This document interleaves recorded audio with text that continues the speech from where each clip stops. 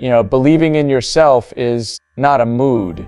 It's not a motivational buzz you catch once in a while and ride like a wave. It's a discipline, an act of will rooted in responsibility.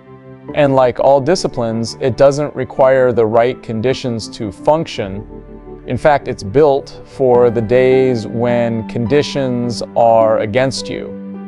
You don't need belief in yourself when the crowd is cheering. You don't need it when you're winning, when your results speak for you, when the world finally recognizes you. You need it most when the silence is loud, when your work goes unnoticed, when your best efforts fall flat, when you're trying to outrun the gravity of your own self-doubt. That's where self-belief matters most, because it becomes the only thing standing between you and the temptation to quit. The modern world is addicted to validation. We scroll endlessly for approval, count followers like evidence of worth, and hesitate to act until someone gives us permission to be who we already know we are deep down. But that dependency is a trap. It conditions you to live reactively, waiting for signals from the outside to determine your movement on the inside. The danger here is profound. When your belief in yourself is contingent on how others perceive you, your identity becomes a performer, and performances can only last so long. Eventually, something will break, whether it's your patience, your confidence, or your mental health. Because if you're always waiting for applause, you will always need an audience. And an audience is never guaranteed. In fact, some of your most important work will be done in isolation, without praise, without recognition, and sometimes without understanding. That's not failure. That's the cost of building something real, so you have a choice to make. You can chase the illusion of confidence, hoping it lands on you like lightning. Or you can build belief the way you build muscle, through repeated acts of courage, commitment and effort in the face of resistance. Courage doesn't mean you're without fear. It means you act while fear is still present. The same is true with self-belief. You move forward even when insecurity is screaming. You show up even when you feel unqualified. You write the book even if you're not sure anyone will read it. You start the business even if no one believes it will work. You give your best not because someone is watching, but because you refuse to betray your potential. That's the shift. That's where belief becomes responsibility. If you know something is calling you, an idea, a vision, a version of yourself that keeps knocking on the door of your consciousness, then it's not about confidence anymore.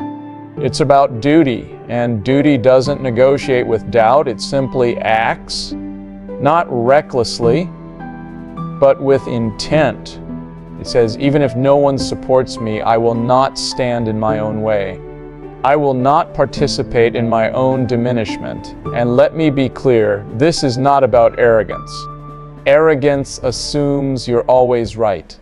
Discipline-based belief accepts that you may be wrong, but it insists on trying anyway. It says, I may fall, but I will not disqualify myself before I even begin. That's an ethical stance. That's strength. Because anyone can believe in themselves when others do. But the rare individual, the truly resilient one, is the person who believes in themselves when no one else does relest it. That's the seed of greatness.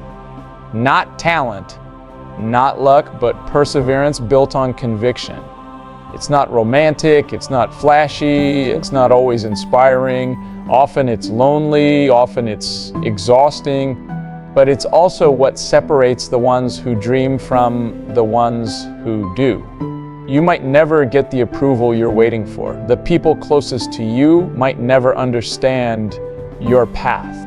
They might project their fears onto your vision. They might laugh, dismiss, ignore. Let them. Your life is not a consensus. Your purpose is not up for public vote. The question isn't who believes in me, it's will I still act if they don't?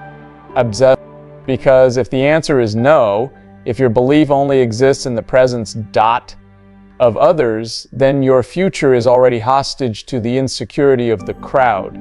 But if the answer is yes, if you're willing to move without applause, to keep building when no one sees, to hold your vision through silence, then you're dangerous in the best possible way. You're unstoppable, not because you're always sure, but because you're faithful to the work, not the noise around it. So here's what I want you to remember. You don't need everyone to believe in you. You just need you consistently, courageously, and unapologetically every single day. Because sometimes the most powerful thing you can do is believe quietly and build loudly